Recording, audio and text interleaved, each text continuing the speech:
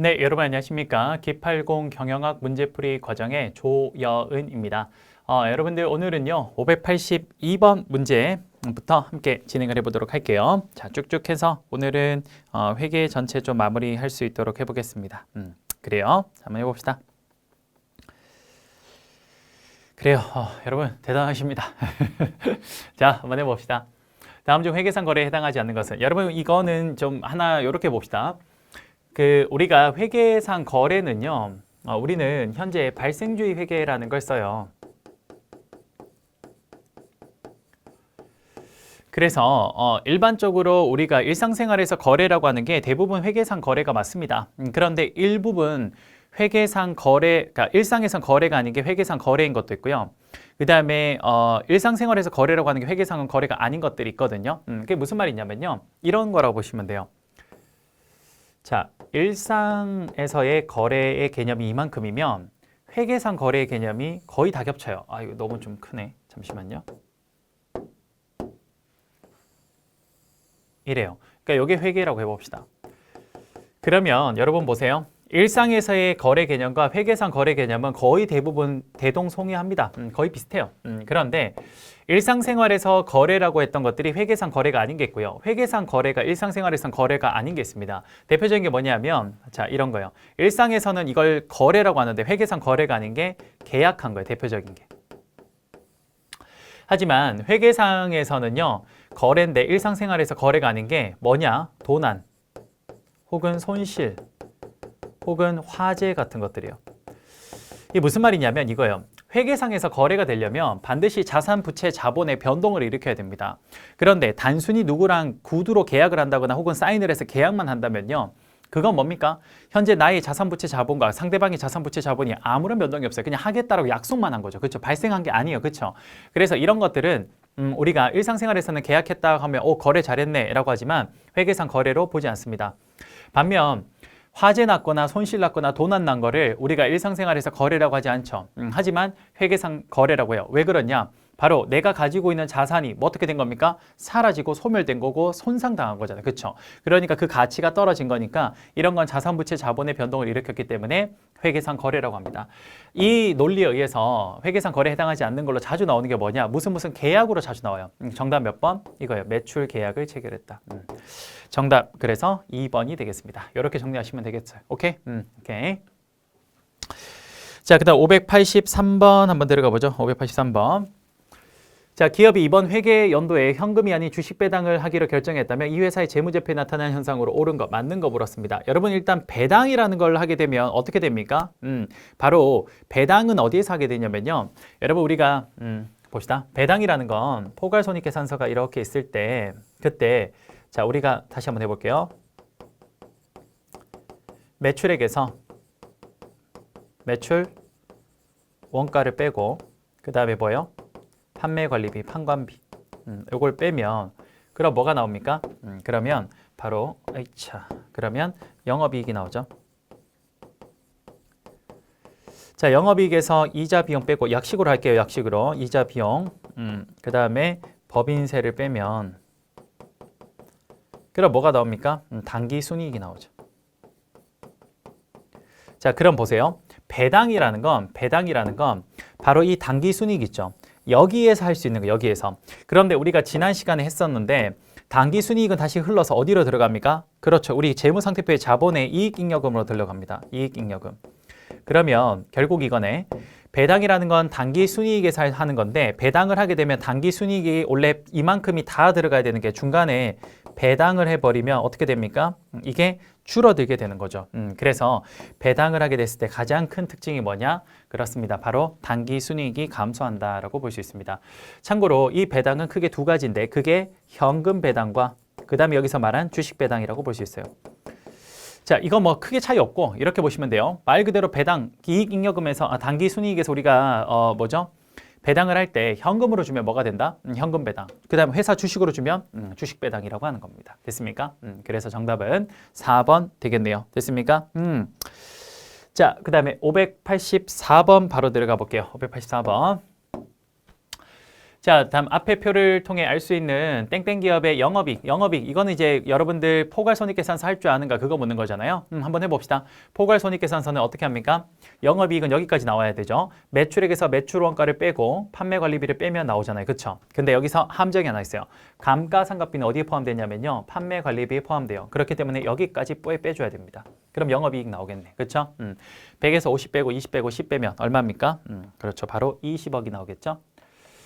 바로 585번 봅시다. 다음 표를 통해서 땡땡 기업의 자기 자본 순이익률 ROE 어떻게 한다 그랬죠? ROE는 어떻게 합니까? 그렇죠. 바로 자기 자본을 어떻게 순이익으로 나누는 거죠. 이거잖아요. 그렇죠? 그러면 여기서 순이익은 얼마입니까?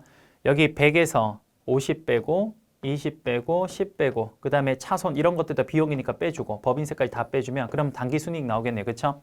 저렇게 쭉 다 빼면 얼마가 나오냐면요. 10이 나오네요. 단기순이익은 10이 나오고요. 그 다음에 자본이 얼마냐. 자본. 요거 지금 잘못 나왔네요. 그렇죠?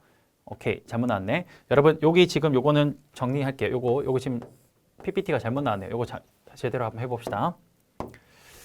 요게 이제 여러분들 교재는 제대로 적혀 있죠? 여기 자산. 그다음 그 밑에 뭡니까? 그 밑에 부채. 그래서 자산 500, 부채 얼마? 부채 얼마? 100. 그렇죠. 이거죠. 그럼 여기서 바로 여러분들 자본 뽑아낼 수 있죠? 쉽죠? 재무상태표 등식에서 자산은 부채 플러스 자본이니까 자기 자본은 얼마가 돼야 돼요? 500 되려면 400 돼야겠네요. 그렇죠? 여기 400 넣으면 되겠네요. 400분의 10이니까 얼마입니까? 2.5% 되겠네요. 오케이. 이렇게 보시면 됩니다. 됐죠? 오케이. 자, 586번 한번 들어가 보죠. 586번. 자, 기업의 재무상태표와 손익계산서에 대한 설명으로 옳은 거, 자, 맞는 거 찾아라고 했습니다. 그렇죠? 한번 해봅시다. 1번. 재무상태표에서 자금의 조달액과 사용액은 반드시 일치해야 된다. 그렇죠? 자금의 조달액이 뭐입니까? 오른쪽. 자금의 조달액이 오른쪽. 그게 뭐예요? 부채, 그 다음 자본. 그 다음 그 돈을 가지고 요 조달된 돈으로 사용한 게 어디였습니까? 그게 왼쪽의 자산이죠. 그래서 이 두 개는 항상 뭡니까? 같아야 된다. 이걸 뭐라고 해요? 재무상태표 등식. 정답 몇 번? 1번.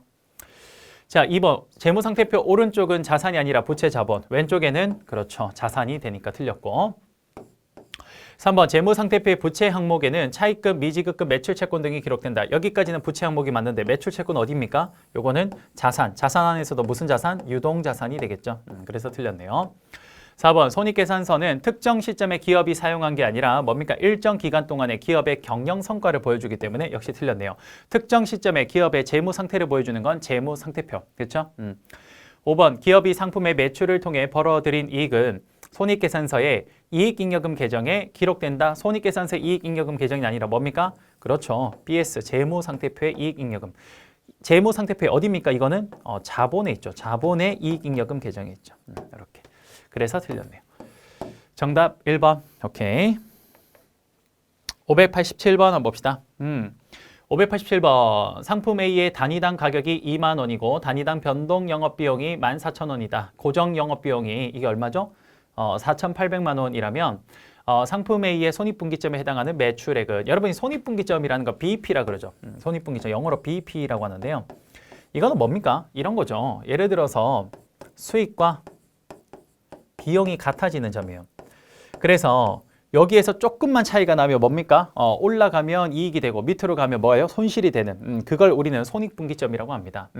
그러면 수익과 비용을 해서 이 콜로 두면 되겠네요. 그렇죠? 혹은 이걸 넘겨서 이 빼기 비용은 수익 빼기 비용은 뭐가 됩니다? 0 이렇게 하면 되잖아요. 그렇죠? 그럼 봅시다.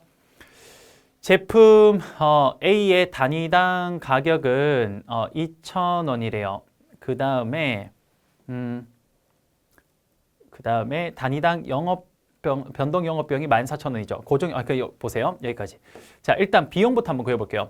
단위당 변동 영업비용이 14,000원이래요. 그러면 한 제품당 14,000원의 비용이 들어가는데 몇 개인지 모르니까 X개라고 해봅시다. X개. 요만큼의 변동 비용이 들어가고요. 비용은 하나 더 있죠. 뭐 있습니까? 고정 영업비용. 그렇죠? 그게 얼마예요? 4,800만 원이 되죠. 4,800만 원. 이렇게. 요게 전부 다 뭐가 됩니까? 요게 바로 비용이 됩니다. 그렇죠? 그다음 수익 한번 해보자. 자, 수익은 뭡니까? 수익은 제품 한 개당 가격이 얼마래요? 2만 원이래요. 2만 원.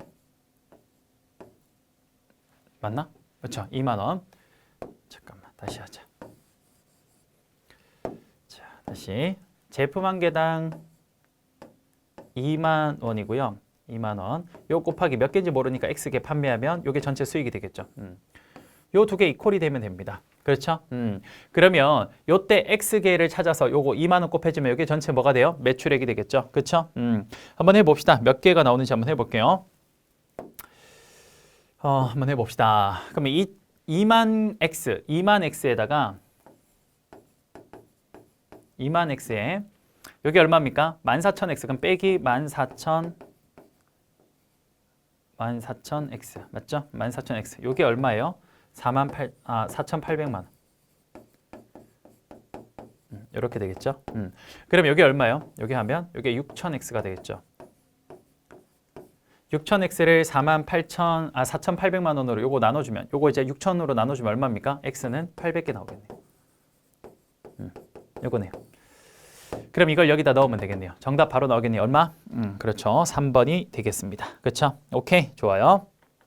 588번, 이거 간단하네요. 유동자산 항목에 해당되는 것은 유동자산 뭡니까? 1년 이내 현금화가 돼야겠죠. 뭡니까? 재고자산 되죠. 정답 몇 번? 1번 되겠네요. 그렇죠? 나머지 모두 다 뭡니까? 비유동자산. 오케이. 자, 589번 들어가 보겠습니다. 재무제표의 구성 요소에 관한 설명으로 옳지 않은 거를 물었습니다. 자, 볼게요. 1번. 자산은 기업이 소유하고 있는 토지, 물건, 기계, 채권 등과 같은 경제적 자원을 말한다. 맞죠? 2번. 부채에 있는 외상 매입금이나 차입금. 오케이. 전부 다 부채 맞죠? 남한테 빌려온 거. 세 번째, 수익은 자산의 유입이나 증가 또는 부채의 감소에 따라 자본의 증가를 초래하는 특정 회계기간 동안 발생한 오케이. 경제적 효익. 정확하게 맞네요. 4번, 부채는 상환될 때까지 지급할 금액을 기준으로 유동부채, 비유동부채 분류된다. 틀렸죠? 지급할 금액 기준이 아니라 지급할 기간이네요. 1년 이내에 갚아야 되면 뭡니까? 유동부채. 1년 이내에 갚지 않아도 되면 비유동부채. 정답 4번. 5번, 이익 또는 손실은 수익에서 비용을 차감한 거다. 오케이. 그게 이익이죠. 정답은 4번. 오케이. 자, 590번. 회계 시스템에서 인식, 측정될 수 있는 거래로 분류될 수 없는 것은 이야기했는데 아까 좀 전에 대부분 뭐 나온다? 계약. 정답 몇 번? 오케이. 5번. 591번. 거래를 분기할 때 결합관계로 옳지 않은 것은 자, 틀린 거 물었습니다. 이게 거래 판료소 이야기하는 거죠. 거래 판료소. 자, 거래 판료소는 뭡니까? 차변과 대변으로 했을 때 일단 뭡니까?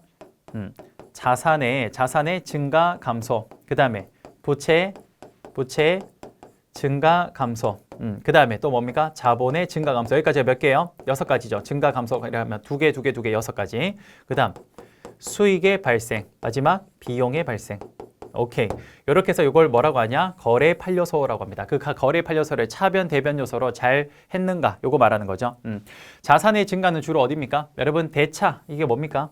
옛날 이제 용어긴 한데 뭡니까? 요게 대변. 요게 뭐가 돼요? 차변. 왼쪽이 차변, 오른쪽이 대변이 돼요. 그래서 재무상태표 옛날 이름이 대차대조표였어요. 대차대조표. 대변과 차변의 그렇죠. 대조한표다. 그렇죠? 그러면 자산의 증가는 여기 차변. 그다음에 부채의 증가도 부채의 증가는 대변, 자본의 증가는 역시 대변. 이것들이 감소하려면 반대로 넘어가야 돼요. 오케이? 그러면 자산의 감소는 어디? 대변. 부채, 자본의 감소는 오케이, 차변이 되는 거죠. 그다음 수익의 발생은 대변, 비용의 발생은 차변. 이렇게 보시면 됩니다. 오케이. 자, 그러면 그거 결합관계 옳지 않은 거 한번 봅시다. 1번 자본의 증가가 차변이다. 자본 어디라 그랬어요? 대변. 바로 틀린 거 나오네요. 정답 몇 번? 1번. 오케이. 나머지는 제가 설명드린 요 내용에 딱 맞춰서 나오고 있네요. 그렇죠? 여기도 비용의 발생, 자산의 감소. 자산은 오른쪽에 가서 감소니까. 오케이. 592번 보겠습니다. 유동비율이 120%, 유동부채가 100억, 재고자산이 40억일 때 당좌 비율은 무엇이냐? 자, 봅시다. 유동비율 어떻게 구합니까? 유동비율 이렇게 구하죠. 어떻게? 유동자산을 유동부채로 나누는 거죠. 자, 그러면 유동부채가 일단 100이에요. 그 다음 유동자산 모르니까 X 곱하기 100 하면 얼마예요? 120% 나와야 되겠네. 그렇죠? 그럼 쉽네. 유동자산 얼마입니까? 120 됐죠? 120억. 그럼 당좌 비율은 어떻게 구합니까? 당좌 비율은요. 이렇게 하죠. 유동비율에서 자산에서 재고자산을 빼죠. 그 다음에 유동부채로 나눕니다. 그럼 쉽죠? 어떻게 해요? 유동자산 방금 구했네. 유동자산 그렇죠. 방금 구했죠. 120. 재고자산 얼마? 40. 유동부채 아까 얼마? 100. 이거 하는 거죠. 100분의 80이니까 얼마입니까? 80% 되겠네요. 정답 2번.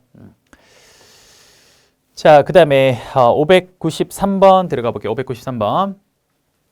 차량을 200만 원에 구입해서 40만 원은 현금 지급하고 잔액은 외상으로 했다. 이 결과 옳은 거래를 고르시오라고 했습니다. 그렇죠?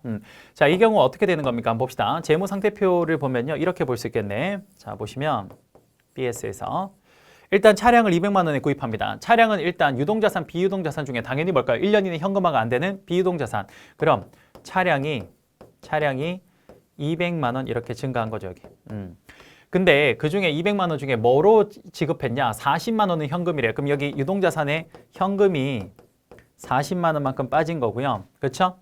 그럼 여기서 요거 빼면 어떻게 된 거예요? 요건 160만 원 증가했죠. 그러면 왼쪽과 오른쪽 항상 이퀄이 돼야 돼요. 왜? 재무상태표 등식에 의해서.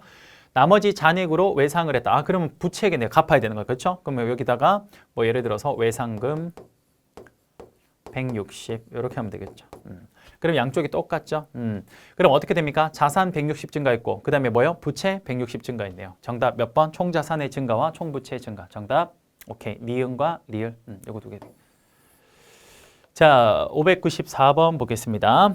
다음 지표들 중 높을수록 기업 가치 또는 주가의 상승 가능성이 커지는 지표가 아닌 것은 보기 1번 주가 수익 비율 바로 나오네요. 주가 수익 비율 1번인데요. 요거는 더 유명한 말로 퍼라 그러죠. 퍼. 봅시다. 퍼는 어떻게 구합니까? 퍼는 이렇게 구하죠. 기업 현재 주가를 뭐로 나누냐? 주당 순익 EPS로 나눠요. 바로 이거 말이에요. 그러면 퍼가 높다라는 건, 자 봐요. 퍼가 높다라는 건 둘 중에 하나네. 기업의 현재 주가가 너무 높거나 혹은 기업의 주당 순익이 낮은 거예요. 그렇죠? 자, 그러면 기업의 주당 순익이 낮다라는 거 좋은 겁니까? 주식 한 주당 순이익이 낮다라는 거 그만큼 순이익이 뭐예요? 작다라는 거잖아. 그렇죠? 별로 좋은 거 아니네. 기업의 현재 주가가 높다. 이거 뭡니까? 적정 주가보다 뭐예요? 더 고평가되어 있는 거죠. 그렇죠. 그러니까 이거 좋은 게 아니네. 정답 1번. 자기자본이익률 이건 했죠. ROE. ROE는 높을수록 당연히 좋은 걸 거고요. 두 번째 총자산 회전율도 그렇죠. 매출액을 뭐로 나눠요? 자산으로. 그러니까 매출액이 높으면 당연히 같이 커지는 거니까 이것도 맞을 거고요. 그렇죠? 경제적 부가가치 EV라고 하거든요. 경제적 부가가치. 자, 한번 봅시다. 경제적 부가가치 제가 이렇게 한번 정리 한번 해봅시다. EVA 경제적 부가가치는 EVA라고 하는데요. 이거 어떻게 구하냐면요. 이렇게 적어볼게요. 단기 순이익에서 여기서 뭘 빼냐면요. 단기 순이익에서 가중평균 자본 비용 곱하기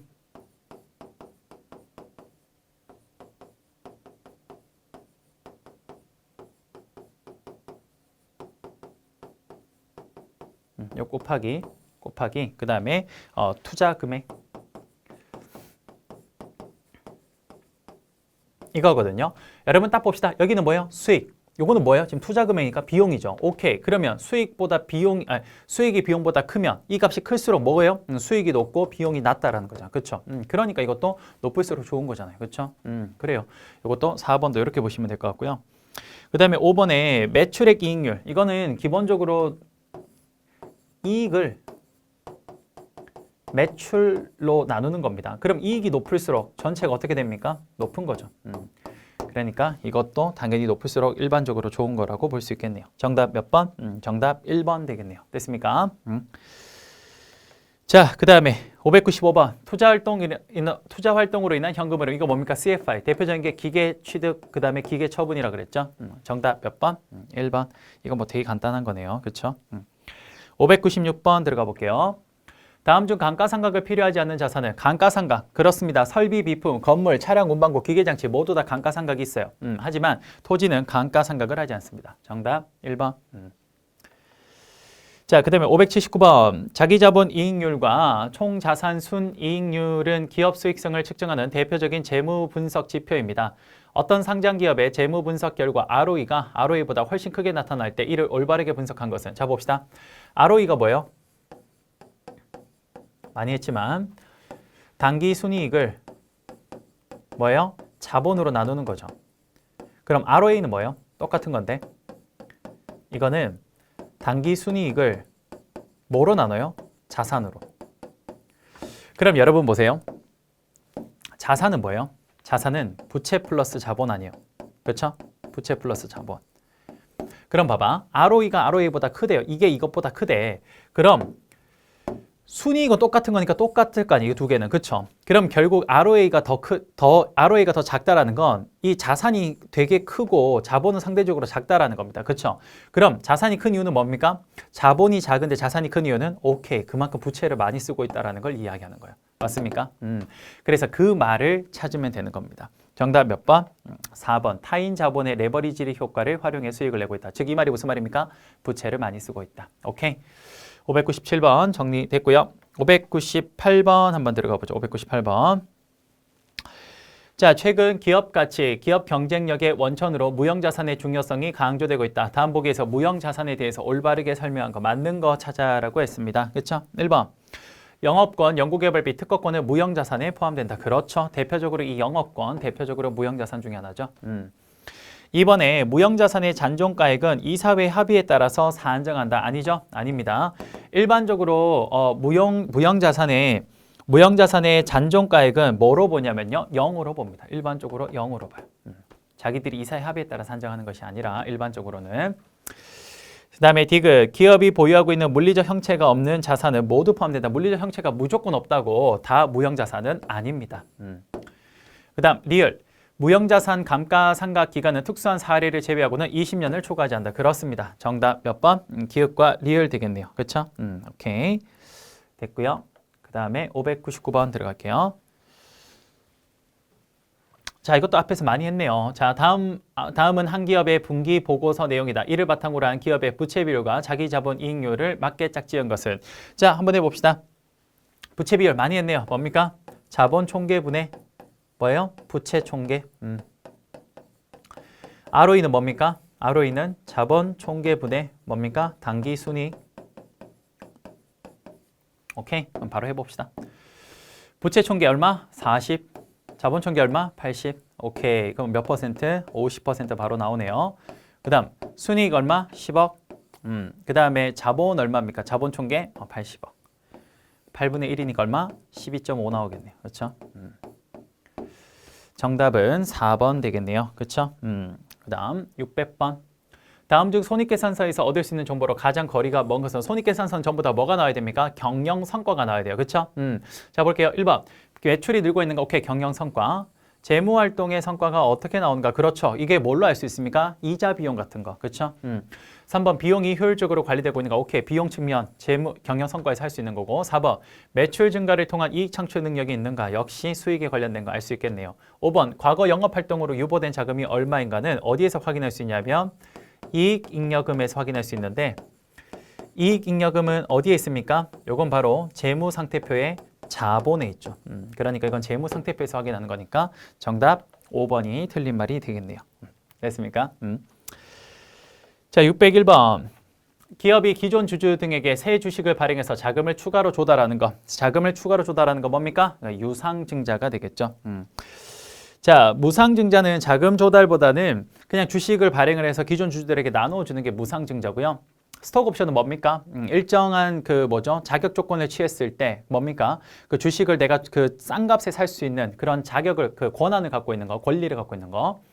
공개 매수는 기업이 보통 텐더 오퍼라 그래서 그 시장에서 여러 일반 주주들을 대상으로 우리가 이제 공개 매수하겠습니다라고 알리는 거예요. 그 다음에 간접금융과 직접금융이 있는데 직접금융은 뭐냐?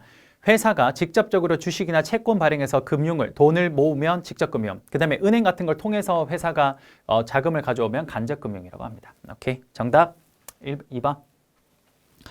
됐죠? 그 다음 602번 보겠습니다. A사는 회계 솔루션을 개발하는 업체다. 최근 기능이 업그레이드된 솔루션 제품을 생산하기 시작했다. 제품과 생산에 관련된 정보는 다음과 같다. 손익분기점에 도달하기 위한 판매량은 이것도 쉽네요. 수익과 비용이 같아지면 됩니다. 그렇죠? 하나당 제품 가격이 200원이래요. 근데 몇 개 판매되는지 모르니까 X개. 이게 수익이겠죠? 수익. 이퀄 제품 단위당 변동비가 100원이래요. 그러면 100원에다가 몇 개 생산하는지 모르겠으니까 X개. 여기 변동비 플러스 고정 영업비 4,000원. 요거 요렇게. 요거 계산하면 되잖아요. 그렇죠? 여기 하면 200X. 요게 100X니까 넘어가면 100X는 4,000. X 몇 개? 40개. 정답 3번. 오케이. 603번. 다음 중 유동성이 가장 높은 자산 항목은 유동성이 높다라는 건 뭡니까? 자산에서 유동자산은 1년 이내 현금화가 가능한 건데 가장 높은 건 원래 뭐냐? 현금 및 현금성 자산. 그 다음 뭐예요? 당좌예금이에요. 오케이. 나머지는 그렇죠. 건물 이런 거는 뭡니까? 이런 건 비유동자산이죠. 그렇죠. 재고자산도 유동자산은 맞는데 장자예금보다는 유동성이 떨어지고요. 매출채권도 뭡니까? 그렇죠. 유동자산은 맞아요. 하지만 이것도 유동성이 당좌예금보다는 떨어집니다. 영업권 저거는 비유동자산에 해당되죠. 오케이. 됐고요. 여기까지네요. 그렇죠? 고생하셨습니다. 그래요. 여러분들 수고 많으셨고요. 저는 그러면 이번 시간은 여기서 마무리하도록 하겠습니다. 여러분 감사합니다.